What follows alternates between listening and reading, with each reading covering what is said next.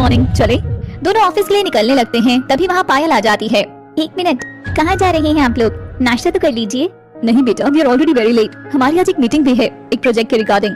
पर ऐसे बिना ब्रेकफास्ट किए जाना ठीक नहीं है, और आप लोग काम की वजह से लंच भी करना भूल जाते हैं। बस 5 मिनट दीजिए मुझे, मैं ब्रेकफास्ट पैक करके देती हूँ आप दोनों के लिए। ओके, बस 5 मिनट।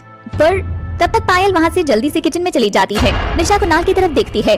तुम्हारी बीवी भी ना, क्या कर सकते हैं, ऐसी ही है। पर प्यारी है।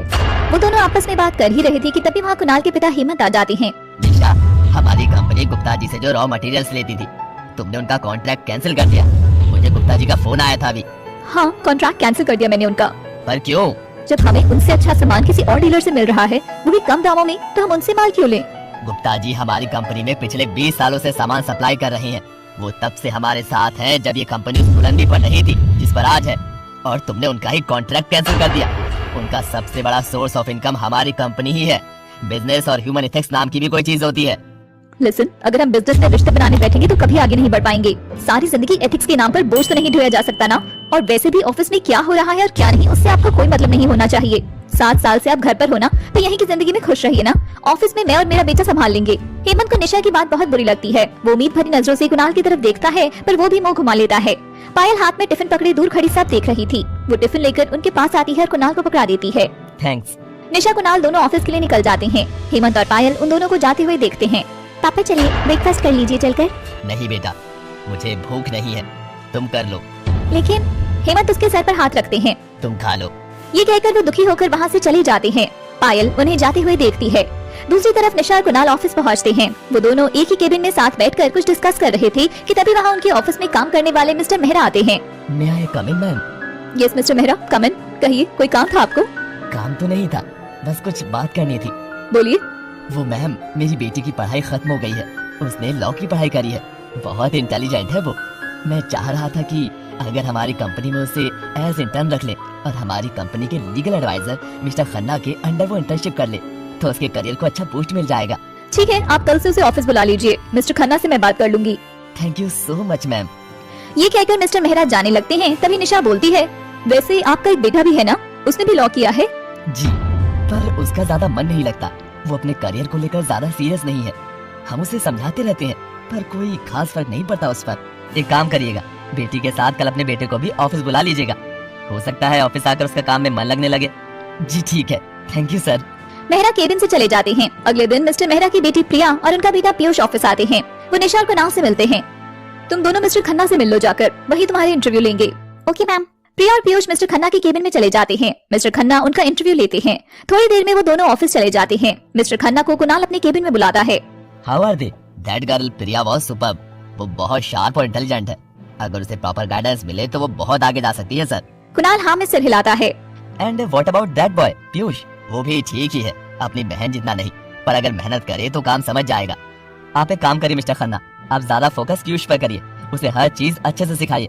मैंने सोचा है कि उसे इंटर्नशिप पूरी होने के बाद जॉब पर रखूंगा। बट सर, प्रिया उससे कहीं ज्यादा बेटर है। अगर हम उसे जॉब पर रखेंगे तो वो एक बहुत अच्छी एम्प्लॉय साबित होगी। मैंने आपसे आपकी एडवाइस नहीं मांगी, बट आपने फिर भी दी, तो उसके लिए थैंक यू सो मच। पर the harsh reality is I am the boss, तो अनफॉर्चुनेटली आपको मेरी बात माननी ही पड़ेगी। I hope it's clear now. Khanna का चेहरा उतर जाता है और वो चुपचाप हाँ में सिर हिलाकर वहाँ से चले जाते। शाम को निशा और कुणाल घर आते हैं। सब लोग डाइनिंग टेबल पर बैठे हुए थे और खाना खा रहे थे। कुणाल, आज मैंने आपकी फेवरेट पनीर बटर मसाला बनाया है। हे, थैंक्स। पायल, तुमने हमें और हमारे घर को बहुत कम समय में अच्छे से संभाल लिया है। लगता ही नहीं तुम्हें इस घर में आए हुए सिर्फ 6 महीने हुए हैं। पायल अपनी ही सोच में गुम यूं ही बोल देती है। लगता तो मुझे भी नहीं है कि इतने वक्त से मैं यहाँ ऐसे रह रही हूँ। मतलब? निशा सवालिया नजरों से उसकी तरफ देखती है। पायल खुद को संभालते हुए बोलती है, मेरा मतलब है कि वक्त का पता ही नहीं चला। आप लोगों ने मुझे इतने प्यार से अपना लिया है। निशा के चेहरे पर मुस्कान आ जाती है। By the way Kunal, mister Khanna से बात हुई तुम्हारी? खन्ना जी बता रहे थे कि प्रिया काफी शार्प और इंटेलिजेंट है। कुणाल कुछ बोलता उससे पहले ही हेमंत बोलते हैं, मिस्टर मेहरा की बेटी, वो तो बहुत टैलेंटेड है। जब वो कॉलेज में थी तब एक बार मैं उससे मिला था। बहुत एम्बिशियस और पैशनेट थी। बेटा भी उनका ठीक ही था, पर ज्यादा सीरियस नहीं था अपनी लाइफ और करियर को लेकर। मॉम, मैंने मिस्टर खन्ना से कहा है कि वो पीयूष पर स्पेशल फोकस करें। इंटर्नशिप के बाद मैं उसे जॉब देने के बारे में सोच रहा हूँ।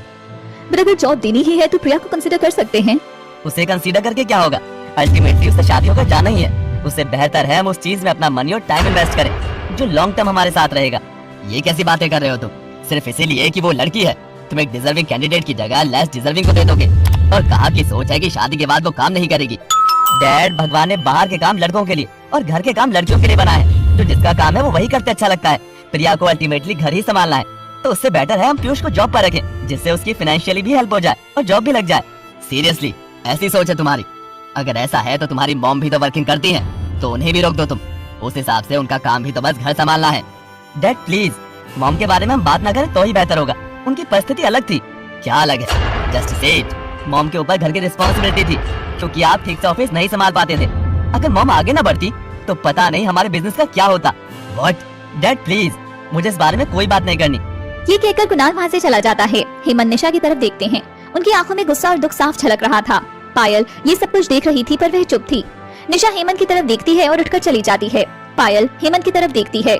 उसकी आंखों में भी दुख था। वो बिना कुछ कहे वहाँ से चली जाती है। अब वहाँ सिर्फ हेमंत बैठे थे। आधी रात हो चुकी थी। कुणाल बेड पर सो रहा था और उसके बगल में पायल लेटी हुई थी। कुणाल को प्यास लगती है। वो पास रखे जग को देखता है, पर वो खाली था। पायल यह देख लेती है। मैं लेकर आती हूँ। पायल जग लेकर किचन में जाती है और पानी लेकर रूम में जाने लगती है। तभी उसकी नजर हेमंत पर पड़ती है, जो अभी भी डाइनिंग टेबल पर ही बैठे हुए थे।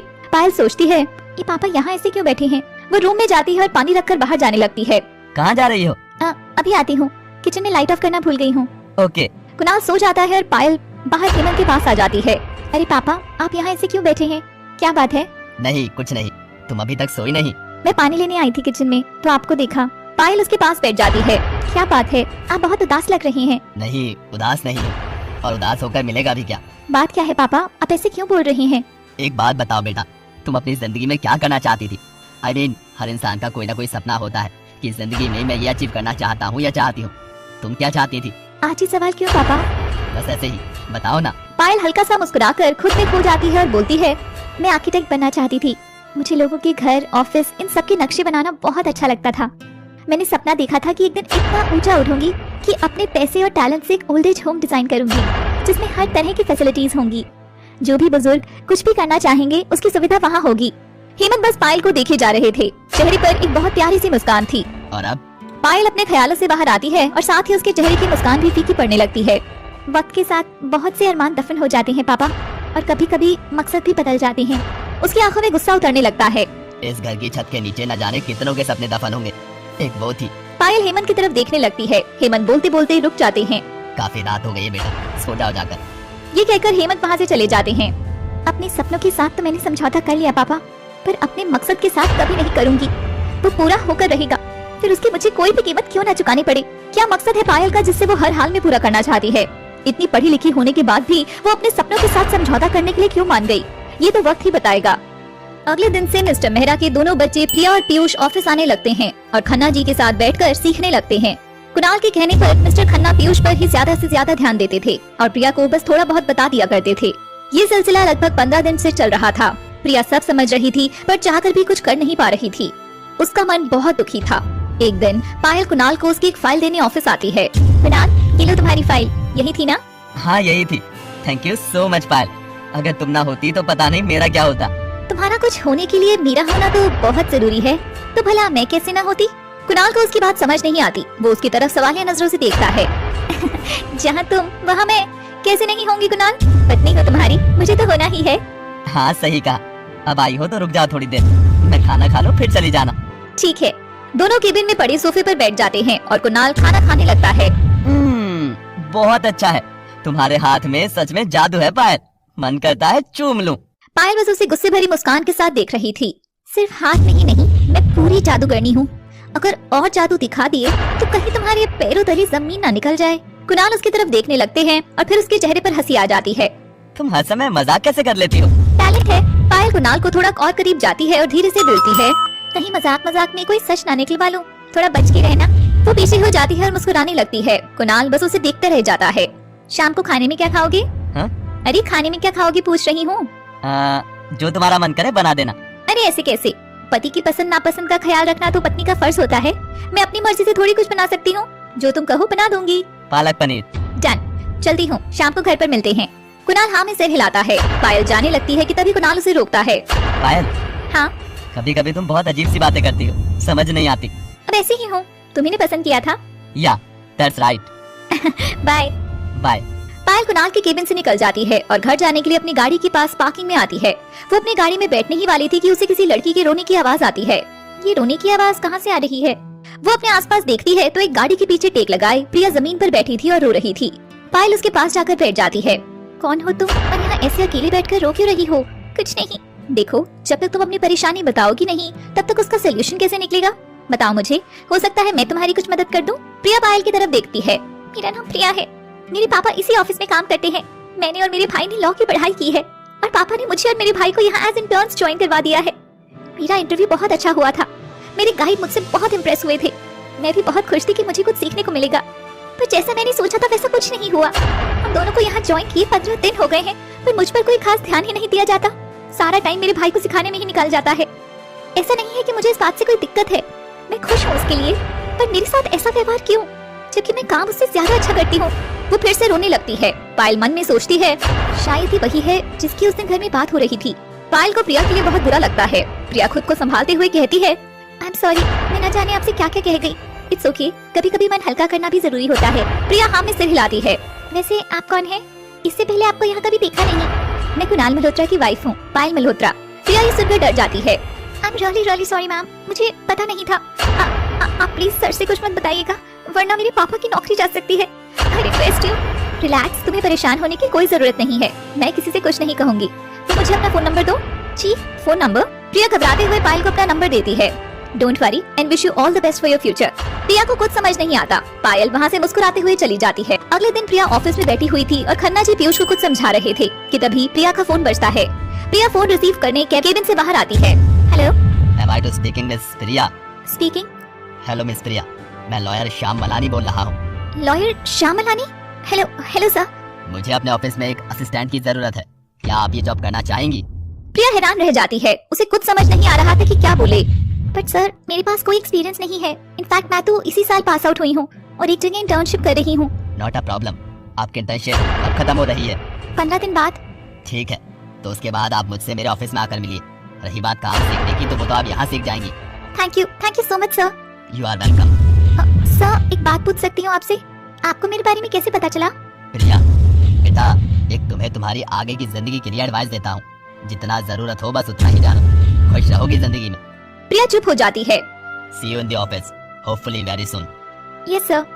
फोन डिस्कनेक्ट हो जाता है। प्रिया मन में सोचती है, ये जरूर पायल मैम की वजह से ही हुआ है। Thank you so much ma'am. Malani के सामने पायल बैठी हुई थी उनके केबिन में। Thank you so much uncle, आपने मेरे कहने पर प्रिया को मौका दिया। उसकी गारंटी मैं लेती हूँ। She won't give you a chance of complaint. जानता हूँ, तुम कह रही हो तो जरूर उसमें कोई बात होगी। मुझे पता है कि तुम्हें टैलेंट और इंसान समझने की समझ है। तुम्हारे पिता और मैं बचपन के दोस्त रहे हैं, वो तो अब रहा नहीं, पर बेटी जैसी हो तुम मेरी। बेटी पर इतना भरोसा तो करूंगा ही। थैंक्स अंकल, मैं चलती हूँ। पायल जाने लगती है कि तभी मिस्टर मलानी बोलते हैं, बाय द वे, इस वक्त प्रिया कहाँ इंटर्नशिप कर रही है? पायल एक गहरी सांस छोड़ते हुए कहती है, Malhotra group of industries. What? ये तो तुम्हारे हस्बैंड की कंपनी है। तुम उससे क्यों नहीं बात करती प्रिया के लिए? मैं चाहती हूँ प्रिया आपसे काम सीखे। पर क्यों? अंकल, अभी कुछ देर पहले आपने कहा था कि जितना कम जानो उतना ही अच्छा होता है। वक्त आने पर सब बताऊंगी। मलानी हाँ में सिर हिलाते हैं। पायल वहाँ से चली जाती है। वक्त गुजरने लगता है। प्रिया की internship Malhotra group of industries में खत्म हो गई थी और उसने मिस्टर श्याम मलानी का ऑफिस ज्वाइन कर लिया था, जहाँ उनकी गाइडेंस में भी अच्छी ट्रेनिंग मिल रही थी। पीयूष की इंटर्नशिप 1 महीना और बढ़ा दी गई, जिसके बाद उसके जॉब पर रखने की बात चल रही थी। पायल भी दिन भर अपने ससुराल की जिम्मेदारियों को अच्छे से निभा रही थी। उसके परिवार में सब लोग उससे बहुत खुश थे। रात का वक्त था, घर पर सभी लोग सो चुके थे। पायल चुपचाप उठती है और कार लेकर कहीं चली जाती है। वो कार एक छोटे से घर के आगे रोकती है और घर के अंदर चली जाती है। अगली सुबह कुणाल सोकर उठता है और पायल को आवाज देता है, पायल, पायल, ये पायल कहाँ चली गई? बुलाने पर भी नहीं आ रही। वो उठकर हॉल में जाता है, जहाँ उसकी मॉम न्यूज़पेपर पढ़ रही थी। मॉम, आपने पायल को देखा? नहीं, रूम में होगी। रूम में नहीं है, काफी देर से आवाज दे रहा हूँ, जवाब भी नहीं दे रही। मैंने भी सुबह से उसे नहीं देखा, जब तक बाहर से हेमंत भी आ जाते हैं। डैड, आपने पायल को देखा? मैं तो अभी बाहर से आ रहा हूँ, बाहर तो नहीं दिखी मुझे, यहीं कहीं होगी। घर पर नहीं है? कुणाल, तुम उसे फोन करके देखो। हाँ। कुणाल पायल को फोन मिलाता है तो उसकी आवाज घर के दरवाजे से आती है। वो लोग दरवाजे की तरफ देखते हैं तो सामने पायल खड़ी थी, जिसके एक हाथ में पूजा की थाली और एक हाथ में फोन था। कुणाल पायल के पास आता है। पायल, कहाँ थी तुम? पता है सब कितना परेशान हो गए थे। I am sorry Kunal, I am sorry everyone. मैं मंदिर गई थी। पंडित जी ने मुझसे कहा था कि इस पूजा से घर में बरकत होती है और सलामती बनी रहती है, तो मैं वही करने गई थी। आप सब लोग सो रहे थे इसलिए मैंने डिस्टर्ब नहीं किया, मुझे माफ कर दीजिए। पायल, मैं जानती हूँ कि तुम हम सबसे बहुत प्यार करती हो, पर हमें भी तुम्हारी चिंता होती है। सॉरी मॉम, अगली बार से ध्यान रखूंगी। निशा मुस्कुराते हुए हाँ में सिर हिलाती है और पायल के चेहरे पर एक जीत की मुस्कान लिए वहाँ से चली जाती है। पायल ऐसे ही अक्सर रात में उस घर से बिना बताए जाया करती थी, पर कहाँ वो किसी को नहीं पता था कि वो क्यों जाती है। वक्त बीतने लगा। एक दिन आसमान में एकदम काले बादल छाए हुए थे। लग रहा था मानो कोई तूफान आने वाला हो। कुणाल अभी तक घर नहीं आया था। पायल उसे फोन करती है। कुणाल, कहाँ हो तुम?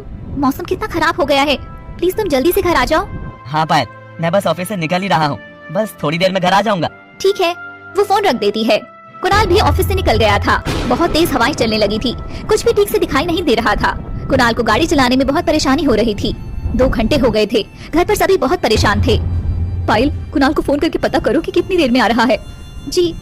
पायल जैसे ही कुणाल को फोन करने के लिए मोबाइल हाथ में लेती है, तभी उसका फोन बजता है। कुणाल का फोन। वो फोन उठाती है।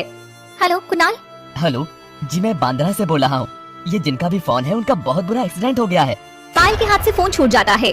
क्या हुआ पायल, बताओ बेटा। वो फोन उठाते हैं और वो आदमी उन्हें कुणाल के एक्सीडेंट की खबर देता है। निशा फूट फूट कर रोने लगती है। हेमंत भी बहुत परेशान हो जाते हैं। पायल सुन्न सी जमीन पर बैठी हुई थी। वो उठकर अपने कमरे में जाती है और कुणाल की तस्वीर को अपने हाथ में लेती है। तुम ऐसा नहीं कर सकते कुणाल, नहीं कर सकते तुम ऐसा। तुम ऐसे नहीं जा सकते, तुम्हें जिंदा रहना होगा। समझे तुम, तुम्हें जिंदा रहना ही होगा। मैं तुम्हें ऐसे जाने नहीं दूंगी। ये कहकर वो फूट फूट कर रोने लगती है। क्या है ये पहेली? आखिर चाहती क्या है पायल? क्यों जाती है वो अक्सर उस घर में? कौन सा राज दफन है वहाँ? क्या पायल और कुणाल का रिश्ता प्यार से बंधा है या वजह कुछ और है?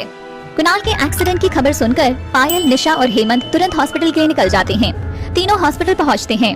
डॉक्टर, मैं निशा मल्होत्रा, कुणाल मल्होत्रा की माँ। कैसा है मेरा बेटा, प्लीज बताइए। देखिए मिसेस मल्होत्रा, हम अपनी पूरी कोशिश कर रहे हैं उन्हें बचाने की। कोशिश से आपका क्या मतलब है डॉक्टर? आपको बचाना होगा मेरे बेटे को। पायल वहाँ खड़ी सब कुछ सुन रही थी। उसकी आंखों में आंसू और चेहरे पर एक अजीब सा दर्द था।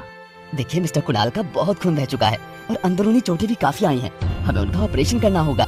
तो करिए डॉक्टर, जो कुछ करना पड़े करिए, पर मेरे बेटे को बचा लीजिए। ऑपरेशन शुरू करने से पहले मिसेस कुणाल मल्होत्रा को कंसेंट पेपर्स पर साइन करना होगा। हाँ, अगर ऑपरेशन के दौरान पेशेंट को कुछ हो जाता है तो उसमें हॉस्पिटल की जिम्मेदारी नहीं है। ये कैसे बेहुदा बात है? देखिए मैम, ये हॉस्पिटल का रूल है। ये फॉर्मेलिटी मिसेस कुणाल मल्होत्रा को करनी ही होगी। हम अपनी पूरी कोशिश करेंगे उन्हें बचाने की। देखिए, मैं पेपर्स पर साइन करने को तैयार हूँ। सब उसकी तरफ देखने लगते हैं। आप जल्द से जल्द ऑपरेशन शुरू करने की तैयारी करिए डॉक्टर। जी, मैं तुरंत पेपर्स रेडी कराता हूँ। एक रिक्वेस्ट है आपसे, मैं एक बार कुणाल से मिलना चाहती हूँ। पर वो इस कंडीशन में नहीं। प्लीज, मैं बहुत केयरफुली जाऊंगी, मेरी वजह से कोई स्ट्रेस नहीं होगा। ठीक है, आइए। पायल डॉक्टर के साथ कुणाल को देखने आईसीयू में जाती है। कुणाल बहुत ज्यादा जख्मी हालत पर बेड पर लेटा हुआ था। उसके ऑक्सीजन मास्क लगा रखा हुआ था। बस 5 मिनट के लिए आप हमसे मिल लीजिए। पायल हाँ में सिर हिलाती है और डॉक्टर वहाँ से चले जाते हैं। पायल बस कुणाल को देखे जा रही थी जो बहुत दर्द में था। तुम्हें ठीक होना होगा कुणाल, किसी भी हाल में। तुम मेरे साथ ऐसा नहीं कर सकते, भगवान मेरे साथ ऐसा नहीं कर सकते। तुम ऐसे नहीं जा सकते कुणाल, नहीं जा सकते। पायल की आंखों में अजीब सा भाव था। डर और दर्द तो था, पर कुणाल को खोने का नहीं, बस उसके मरने का। थोड़ी देर में पायल वार्ड से बाहर आ जाती है। वो कंसेंट पेपर पर साइन करती है और कुणाल का ऑपरेशन शुरू हो जाता है। कुणाल का ऑपरेशन ओटी में चल रहा था और पायल हॉस्पिटल में स्थापित देवी माँ की मूर्ति के आगे हाथ जोड़े बैठी थी। उसके मन से बस एक ही दुआ निकल रही थी कि किसी भी तरह कुणाल की जान बच जाए। लगभग 3 घंटे बाद डॉक्टर ओटी से बाहर आते हैं। निशा और हेमंत तेज कदमों से उनके पास आते हैं। डॉक्टर, कुणाल कैसा है अब? कांग्रेचुलेशंस, आप सबकी दुआओं ने असर दिखा दिया। मिस्टर कुणाल मल्होत्रा अब खतरे से बाहर हैं। उनकी ये बात सुनकर निशा और हेमंत बहुत खुश हो जाते हैं। दूर खड़ी पायल सब सुन रही थी। वो भी एक चैन की सांस लेती है। हम उन्हें वार्ड में शिफ्ट कर रहे हैं। अभी उन्हें होश नहीं आया है, थोड़ी देर में आ जाएगा, पर वो अभी बहुत कमजोर हैं। रिकवर होने में टाइम लगेगा। ऑपरेशन सक्सेसफुल हो गया ना, वैसे ही रिकवरी भी हो जाएगी मेरे बेटे की। Thank you doctor. You are welcome. ये कहकर डॉक्टर वहाँ से चले जाते हैं। थोड़ी देर में कुणाल को होश आता है और सब उससे मिलने के लिए वार्ड में आते हैं। कैसा है मेरा बच्चा? कुणाल हाँ में हल्के से सिर हिलाता है। तुम बहुत जल्दी ठीक हो जाओगे बेटा। तभी कुणाल की नजर वहीं थोड़ी दूर पर खड़ी पायल पर पड़ती है। वो उसे देखने लगती है। हेमंत उसे ऐसे देख लेता है। वो निशा से कहते हैं, चलो निशा, हम बाद में आकर कुणाल से मिल लेंगे। अभी उसे आराम करने दो बेटा। वो निशा को पायल की तरफ देखकर हल्का सा इशारा करते हैं। वो हाँ में सिर हिलाती है और दोनों वहाँ से चले जाते हैं। अब वहाँ सिर्फ कुणाल और पायल थे। कुणाल पायल को इशारे से अपने पास बुलाता है। पायल थोड़े संकोच के साथ उसके पास आकर बैठ जाती है। कुणाल धीरे से अपना हाथ, जो कि पायल के हाथ से थोड़ी दूरी पर था, धीरे से सरकाकर पायल की उंगलियों पर रखता है। ऐसा नहीं था कि इससे पहले कुणाल ने उसे कभी छुआ नहीं था, पर आज जैसा एहसास उसे इससे पहले कभी नहीं हुआ था। वो अपना हाथ पीछे कर लेती है और उठकर खड़ी हो जाती है। कुणाल, तुम्हारी तबीयत ठीक नहीं है, तुम्हें आराम की जरूरत है, मैं बाद में आती हूँ। वो ये कहकर वार्ड से निकल जाती है और कुणाल उसे जाते हुए देखता है। ऐसे ही 15 दिन ऐसी ही अच्छी स्टोरी देखने के लिए चैनल को सब्सक्राइब करें, लाइक करें, शेयर करें और कमेंट करके जरूर बताएं कि ये कहानी कैसे लगी। धन्यवाद।